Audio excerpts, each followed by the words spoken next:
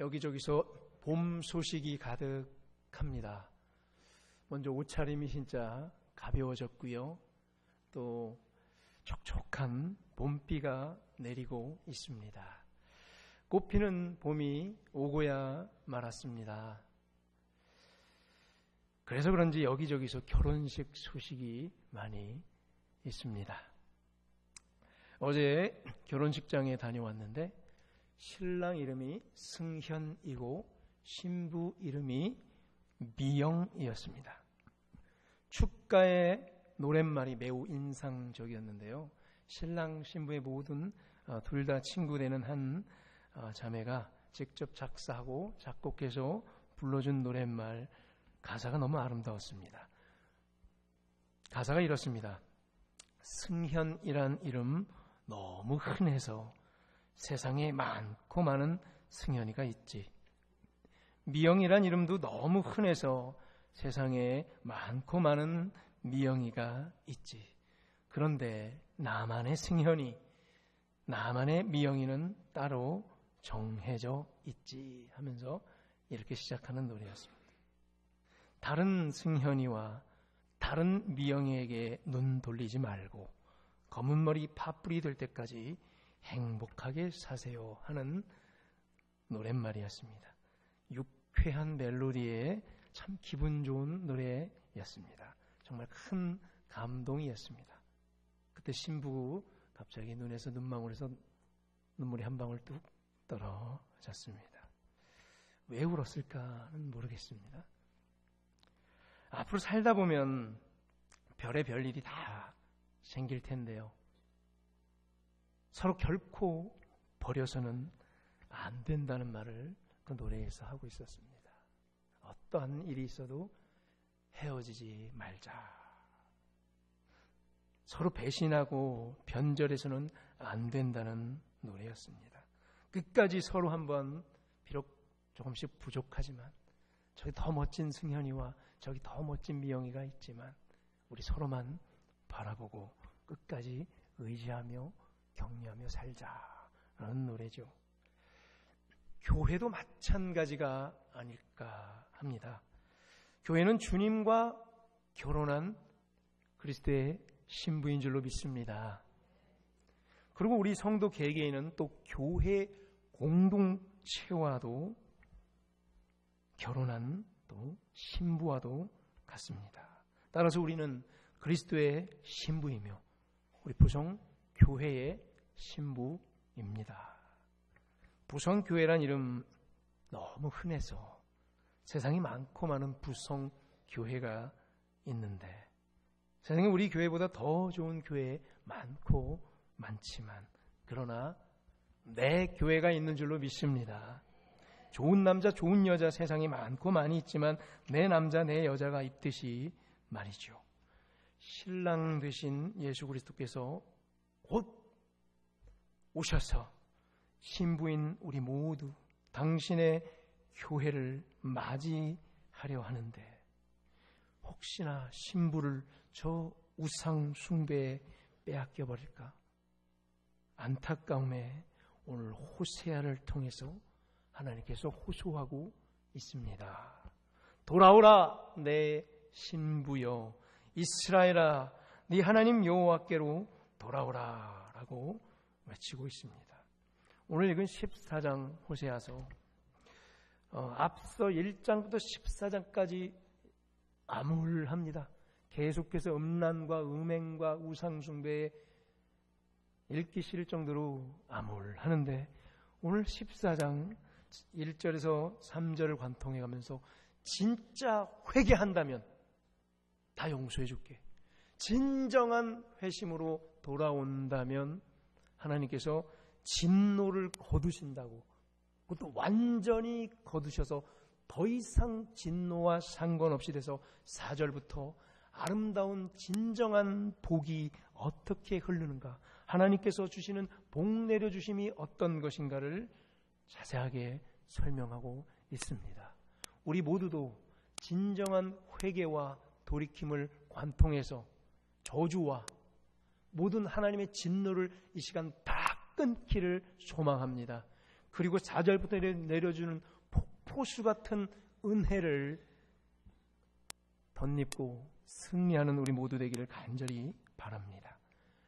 1절에 보면요, 네 하나님 여호와께로 돌아오라 라는 이 메시지는 호세아 전체 주제죠.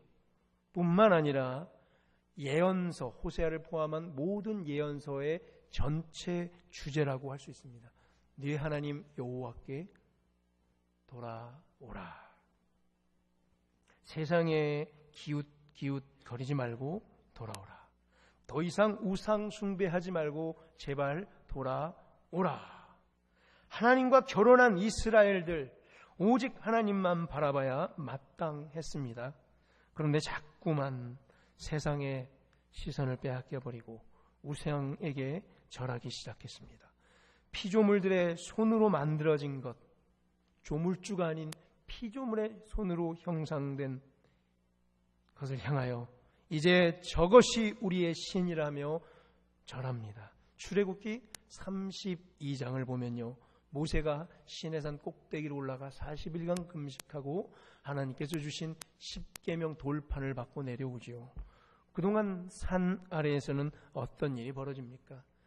금송아지 형상을 만들어 그것에게 절하는 장면이 이스라엘 역사 속에서 그 시작으로 해서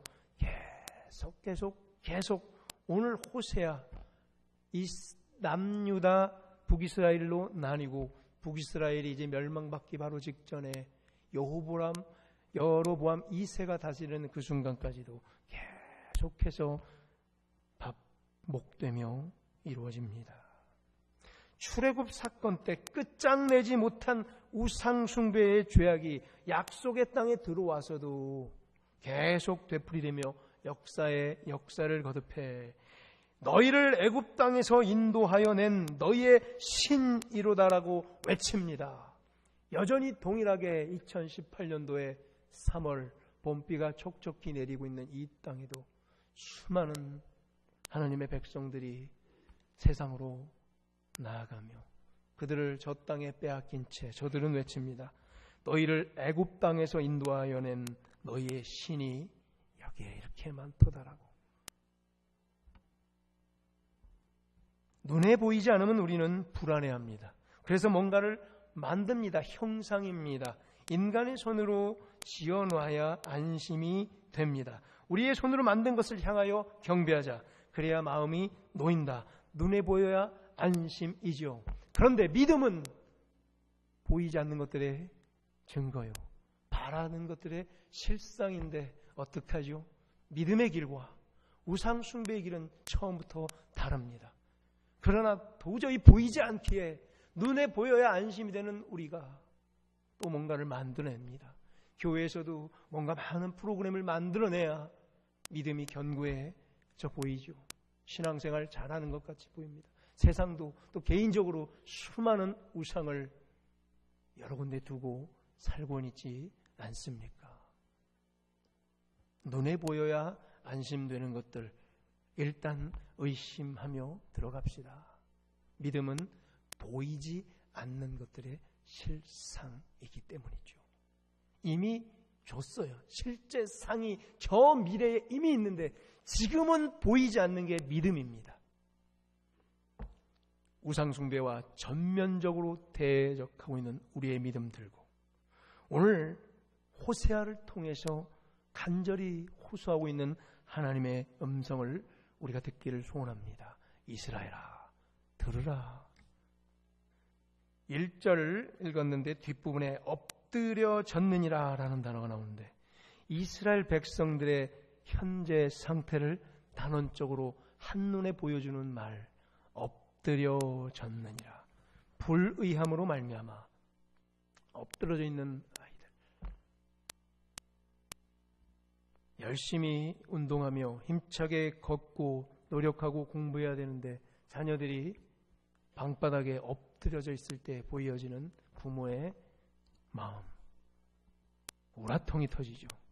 엎드러져 있다라는 말, 서 있어야 할 곳에 서지 못한다. 해야 될 것을 안 하고 있다. 보지 말아야 할 것을 일부러 찾아봅니다. 가지 말아야 할 것인데 아는데 일부러 찾아갑니다. 해서는 안 될 말인 줄 알면서 굳이 합니다. 그리고 품지 말아야 될 생각인 줄 알면서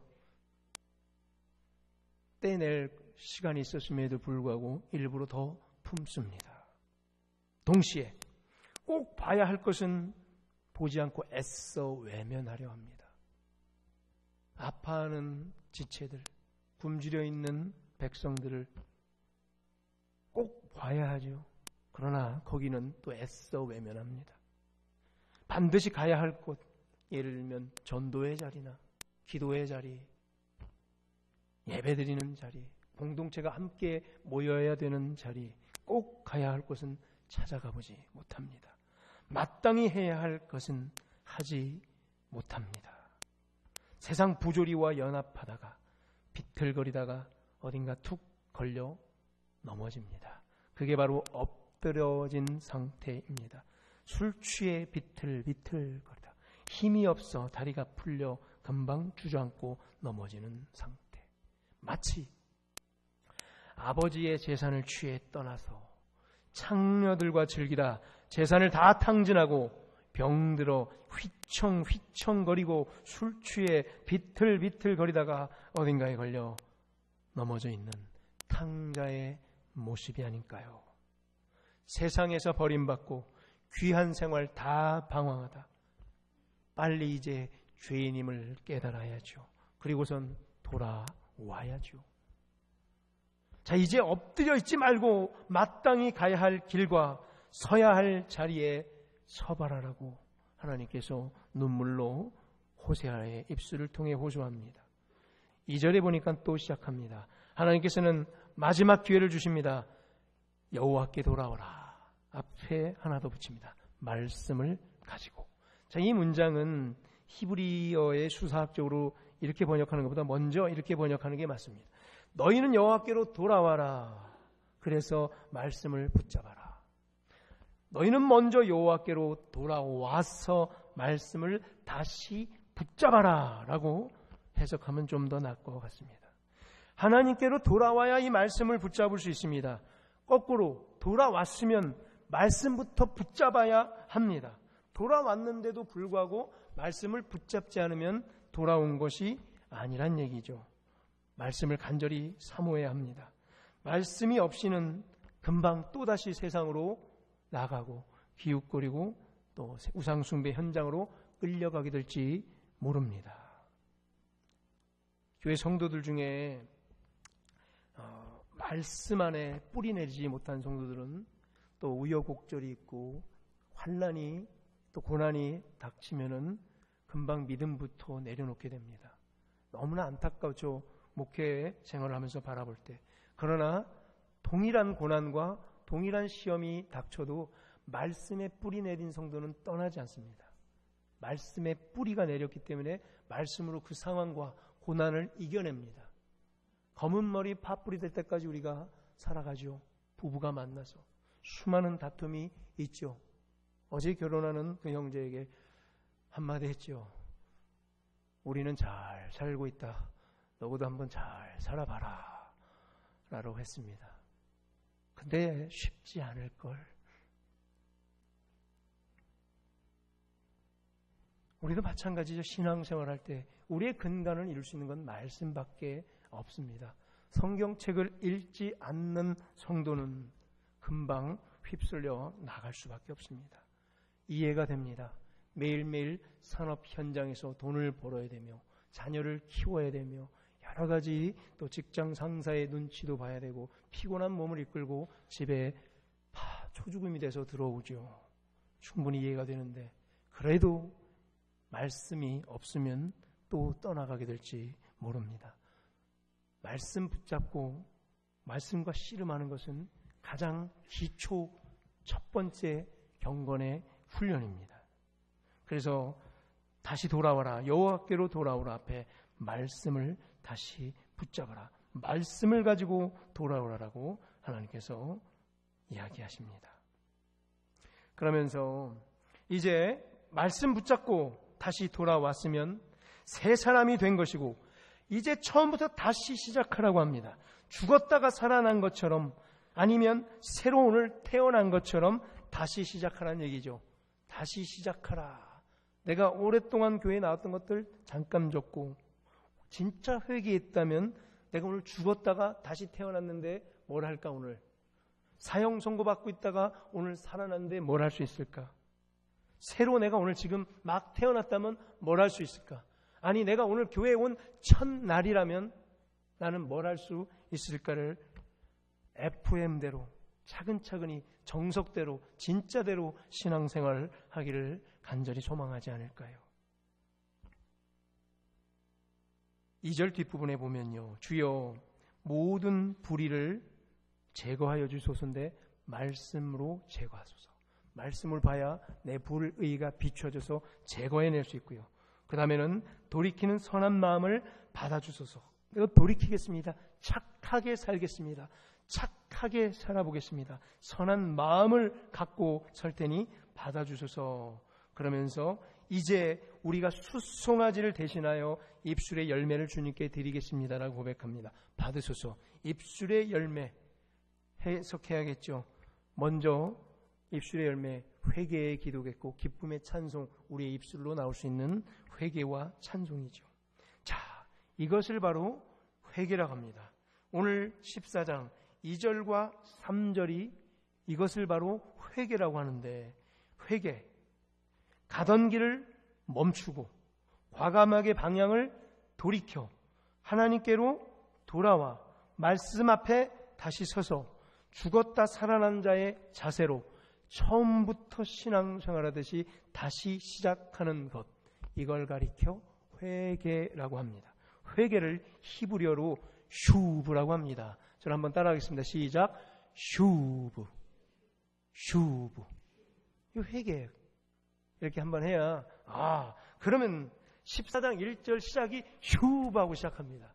14장 2절도 슈브하고 시작합니다. 느낌이 새롭죠. 뭐예요? 돌아오라 돌아오라로 이렇게 성경이 14장 1절에 이스라엘아 하면서 중간에 돌아오라, 2절에도 너는 말씀을 가지고 이렇게 돌아오라 했는데 시작 자체가 슈브하고, 또 슈브하면 느낌이 틀리죠. 뭘 강조하는 거예요? 회개죠. 회개하라! 회개하라! 라고 진심 어리게 회개를 강조하고 있습니다. 진짜 회개하고 나면 아까 뭐라고 그랬죠? 4절부터 나오는 막을 수 없는 하나님의 크신 복을 받게 될 것인데, 먼저는 회개입니다. 회개, 슈브, 방향을 돌리다, 돌아서라라는 얘기. 회개가 뭐냐고요? 다시 한번 읽어드립니다. 가던 길을 멈추고 과감하게 방향을 돌이켜서 하나님께로 돌아오고야 마라.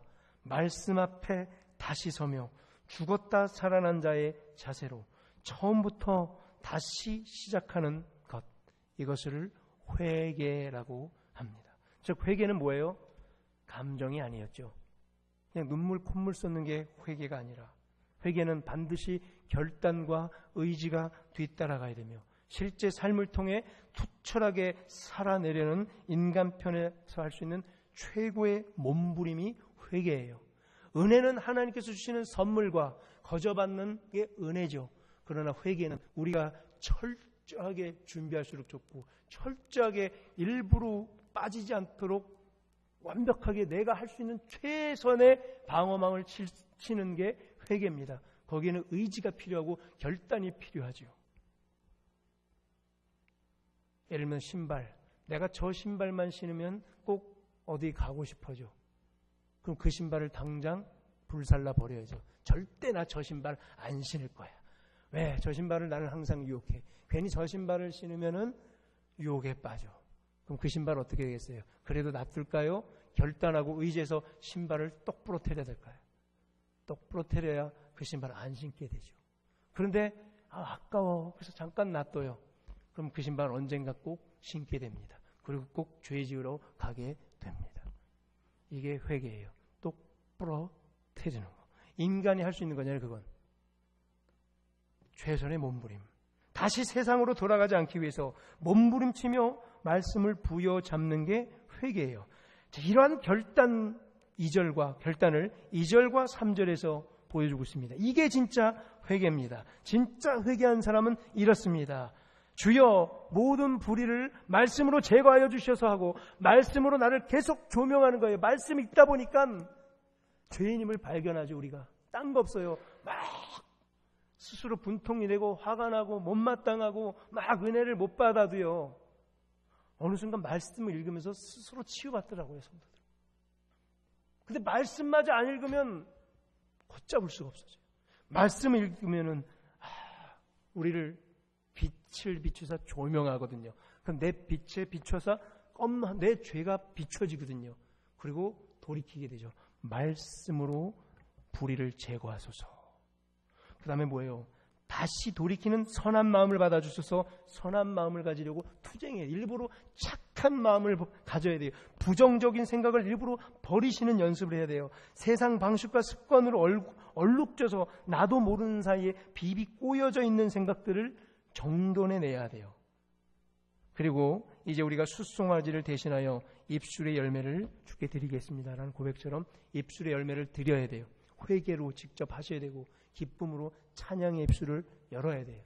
이것 다 안 하면은 도저히 회개가 될 수 없어요. 진짜 회개한 자가 부를 수 있는 기쁨의 찬양을 박수하며 얼굴에는 환한 미소를 띠며 찬송을 하는가를 딱 보면 진짜 회개가 됐구나, 아직 꿍 하고 있구나가 보이죠. 진짜 회개한 영혼은 기쁨으로 찬양할 수가 있는 거죠. 그래서 자, 회개. 오늘 다윗은요 시편 51편에서요 17절에서 이런 말을 하죠. 하나님께서 구하시는 제사는 상한 심령이다 라고 밝히고, 하나님께서 원하는 거는요 상한 심령, 즉 회개할 준비가 돼 있는 자, 회개할 거리를 찾아서 나온 자. 난 죄 진 게 없어요, 떳떳해요가 아니라 말씀에 비추어 봤더니 여기 검은 것이 발견돼서 모든 예배 때 나올 때마다 회개할 제목을 갖고 나와 있는 상한 심령이 하나님께서 오늘 받으시는 예배자라는 얘기죠. 오늘 3절에 보면요 바로 진짜 회개한 사람의 결단과 의지가 보여집니다. 3절, 아수르의 구원을 의지하지 않겠습니다. 무슨 말이죠? 다른 강력한 세력을 의지하지 않겠습니다. 오직 하나님만을 의지하겠습니다. 두 번째 뭐예요? 말을 타지 아니하겠습니다. 말 뭐죠? 싸움에 능한, 말이 많을수록 전쟁에서 이기죠. 그래서 말의 숫자가 중요하죠. 그래서 하나님께서는 말의 개수를 알지 말라고까지 했죠. 왜? 말의 숫자가 얼마큼이면 말을 의지하게 돼요. 우리 지금 말이 얼마 있어? 그러면 우리가 질 것 같은데, 우리가 이길 것 같은데, 말의 숫자를 세지 말라 그랬어요. 오직 하나님께만 의지하라. 내가 지금 얼마큼 스펙을 쌓았는지 세지 말라는 거죠. 하나님께 오직 맡기라는 거죠. 싸울 때 말이죠. 내 힘으로 싸우지 말고 전쟁을 하나님께 맡기라는 거죠. 우리의 손으로 만든 것을 향하여 우상 숭배하지 마라. 우리의 신이라 더 이상 부르지 말라는 얘기죠. 우리의 손으로 만들어 놓은 것이 뭐가 있습니까? 집안에, 또 이념적으로, 또 교회 안에, 또 여러 가지의 우상이 은근히 있습니다. 잘못된 우상들 말이죠.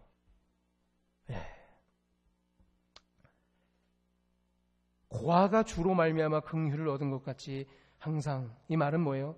나는 자격 없는 자라. 고아입니다. 고아인데 주로 말미암아 긍휼을 얻을 수밖에 없습니다 라고 여기는 이것들, 나는 항상 자격이 없습니다라고 나오는 것, 바로 이게 회개란 얘기인데, 앞서 봤듯이 회개는 뭐예요? 그러니까 이 같은 회개, 강력한 의지가 뒷받침되어야 되고 구체적인 결단을 동반하는 게, 그리고 삶으로 이어지는 게 진짜 회개란 얘기죠. 주님, 더 이상 아수르를 의지하지 않겠습니다. 말을 타지 않겠습니다. 손으로 만들어 놓은 것에 우상 숭배하지 않겠습니다라고 결단하는 거죠. 최근에 우리 뉴스에서 가짜 회개의 모습들을 많이 보았습니다. 한 유명 연극 연출가가 과거 우리 성폭행에 대한 회개하는 장면을 다 봤죠. 여러 번 봤죠. 회개를 하는데 불성실한 회개죠.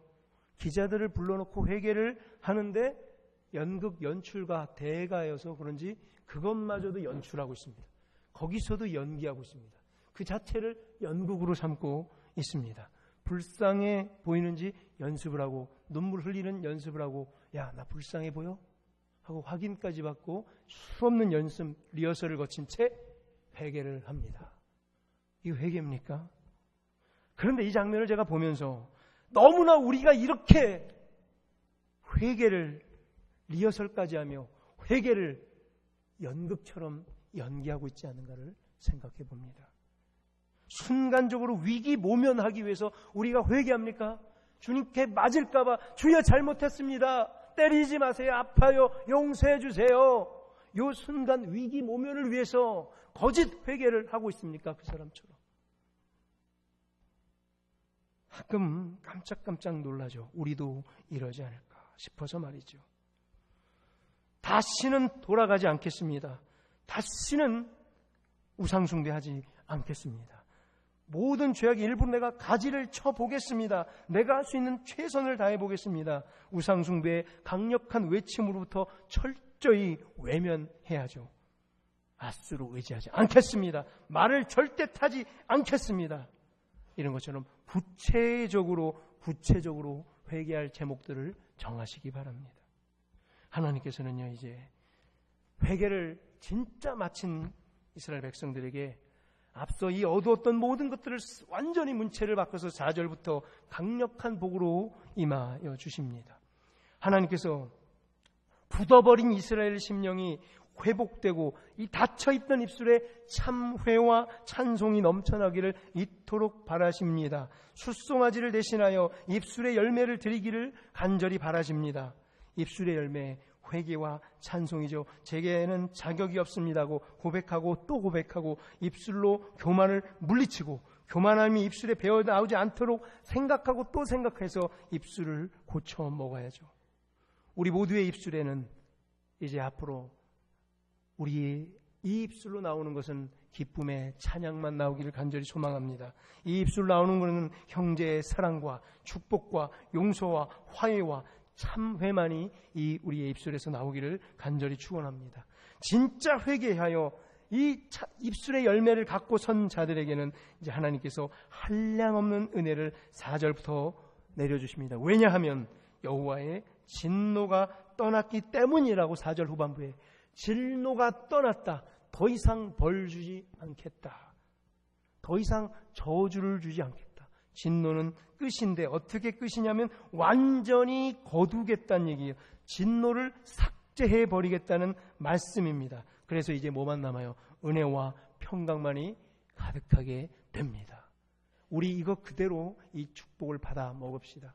하나님께서 진짜 회개한 영혼들에게 진노를 화살을 부러뜨리시고 진노라는 단어를 삭제해 주심으로 말미암아 이제 은혜와 평강과 여호와 라파의 하나님의 고치시고 치유하심이 헤세드 하나님의 사랑, 애인을 사랑하듯이 하는 그 사랑만이 우리에게 가득하기를 간절히 축원합니다. 5절부터 쭉 보면은 9개의 한량없는 은혜를 폭포수같이 쏟아 부어 주십니다. 준비되셨습니까? 5절부터 쭉쭉쭉 5절, 6절, 7절, 8절을 통해서 어떤 은혜가 폭포수처럼 쏟아지는지, 이 은혜가 그냥 우리 가정에게 흘러나가기를 소망하며 이 은혜가 우리 기업과 자녀들에게 그대로 넘칠 줄로 믿습니다. 5절입니다. 내가 이스라엘에게 이슬과 같이 되겠다. 쩍쩍 말라 비틀어지는 곳에 생명수인 이슬과 같이 돼서 백화파, 가장 사막, 가장 어려운 곳에서 딱 피어나는 백화파같이 너희들 피게 해줄 것이다. 어떤 어려움에서도 반드시 백화파가 피어나게 할 것이다. 사막과 돌짝밭에 어떤 고난과 환난이 일어날지라도 이슬 같은 주님께서 내려주시다 백화파를 피워줄 줄로 믿습니다. 두 번째, 레바논 백향목같이 뿌리가 박힐 것이다. 뿌리가 저 밑에 나무보다 더 깊은 뿌리, 절대로 흔들리지 않는 뿌리를 사막 땅에서 박히게 해주겠다. 그래서 6절에 그 나무는 가지가 울창해져서 담장 너머로 뻗어갈 것이다. 그리고 그 아름다움은 감람나무와 같을 것이다. 결코 축복에서 빠질 수 없는 단어가 감람나무와 포도나무입니다. 이스라엘의 상징이요, 하나님께서 가장 사랑하는 것의 상징인 것이 바로 감람나무와 포도나무. 사도 요한에게 요한계시록에서도 그 환난의 때에 뭐는 지킨다고 그랬어요? 감람나무와 포도나무는 반드시 살려둘 것이다. 바로 이거예요. 감람나무와 네가 같을 것이다. 5번째, 그 향기가 레바논에 있는 백향목 같아서, 자, 어때 이제 그 나무가 뿌리도 가지가 그늘 아래 거주하는 자가 돌아오게 했다는 축복을 7절에서 가지가 울창해져서 그 그늘 아래 많은 사람들이 돌아올 거라는 축복이 우리 부성교회에 넘치기를 간절히 바랍니다. 그리고 그들은 곡식 같아 풍성할 것이다. 항상 먹을 것이 넘칠 것이다. 가정과 기업 가운데 단 한 번도 그 곡간이 비우지 않기를, 채우고 넘쳐서 퍼주고 또 퍼져도 넘쳐흐르는 우리 가정의 곡간들 다 될 줄로 믿습니다. 또 하나 잊을 수 없는 게 7번째, 포도나무. 빼줄 수 없죠. 포도나무의 축복을 우리에게 주십니다. 포도나무의 가장 아름다운 꽃. 그 다음에 8번째 축복은 이 향기가 레바논의 포도주, 그 포도나무로 담근 포도주, 생명의 포도주가 그 향기가 최고의 향기, 최고의 진품 포도주가 될 것이다. 열매의 축복입니다. 9번째, 푸른 잣나무가 지니 네가 나로 말미암아 열매를 얻을 것이라. 8절입니다. 끝까지 맺히는 열매. 자, 이 9개의 폭포수같이 쏟아지는 축복이 우리 부성교회와 우리 여러분들의 삶과 가정과 자녀 가운데에 넘쳐 흐르기를 간절히 축원합니다. 전제 조건은 바로 뭐였어요? 이 앞에 진정한 회개, 하나님의 저주를 거두시고 진로를 삭제해 버리면 우리는 이 축복이 자연스럽게 넘친다는 거죠. 진정한 치유와 사랑을 바탕으로 한 진짜 회복, 십자가 사랑을 품으신 예수 그리스도를 믿는 믿음으로 말미암아 우리가 받을 수 있죠. 자, 이 9개의 축복 뭐지요? 호세아 입술을 통해서 주셨던 축복, 이 9개의 시냇가에 심은 나무의 축복과 똑같고, 시냇가에 심은 나무의 축복은 예수 그리스도의 십자가 대속으로 말미암아 다시 완성되는 것처럼, 이슬 같은 하나님, 시냇물 쩍쩍 말라비틀은 사막가에 시내를 만들어줘서 심겨워서 뿌리째 뽑아서 다시 심겨서 그 뿌리가 나무 높이보다 더 깊게 자라나서 절대 쓰러지지 않는 나무가 되고, 완전히 옮겨 심겨진 나무가 돼서 더 이상 심판에 이르지 아니하고 사망에서 생명으로 옮겨 심겨진 그 나무, 예수 그리스도의 말씀처럼 내가 진실로 진실로 너희에게 이르노니 내 말을 듣고 또 나 보내신 이를 믿는 자는 영생을 얻었고 심판에 이르지 아니하나니 사망에서 생명으로 옮겨 심겨졌느니라. 이것처럼 탕자의 생활을 완전히 청산하고 우상 숭배의 그 무거운 짐에서 벗어나 완전히 뿌리째 뽑혀서 하나님을 믿는 회개의 심정으로 다시 옮겨 심겨져 진노를 완전히 끄는 자들에게, 완전히 아버지 품으로 돌아온 자들에게, 그래서 다시 기웃거리지 않으려고 성경 붙잡고 씨름하며 또 씨름하며 하나님의 말씀이 무엇인지를 최선으로 묵상해 보기를 소원하는 우리 모두에게 예수 그리스도 대속의 은혜를 통해 완전히 옮겨 심겨진 복 있는 자, 그 시냇가의 축복이 넘치기를 간절히 축원합니다. 우리 찬양팀들 잠시 나오셔서요, 이 찬양 하나 하고 기도로 마무리하겠습니다. 우리 돌아온 탕자라는 이 찬양하며 주께 영광 돌리겠습니다.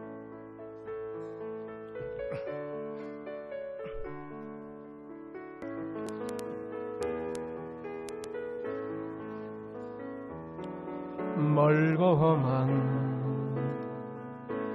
이 세상 길 소망 없는 나그네의 길, 아버지여 방황하고